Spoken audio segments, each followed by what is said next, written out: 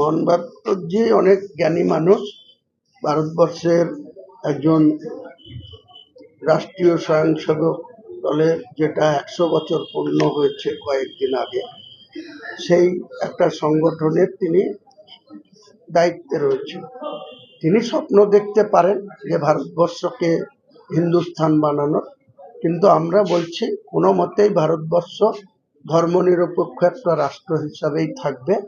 কোনো মতেই আরএসএস বা বিজেপি কেউ ইচ্ছা করলেই ভারতবর্ষের সংবিধানকে অগ্রাহ্য করে হিন্দুস্থানে পরিণত হতে আমরা দেব না। অনেক হিন্দু ভাইও এটা চায় না যে ভারতবর্ষ ধর্মনিরপেক্ষ একটা রাষ্ট্র হিসাবেই ভারতবর্ষ থাকবে।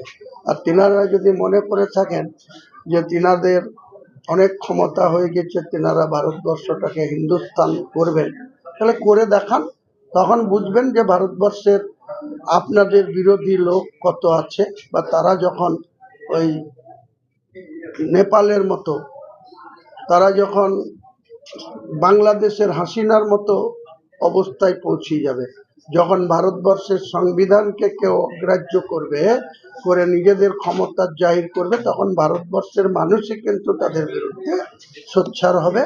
আমরা সেই মানুষকে সঙ্গে নিয়ে রাস্তায় নেমে এইসব সংবিধান বিরোধী কথাবার্তা যারা বলবেন, সংবিধানকে রক্ষা করার জন্য আমরা কিন্তু ভারতবর্ষের মানুষকে আরো বেশি করে রাস্তায় নেমে আন্দোলন করাবো।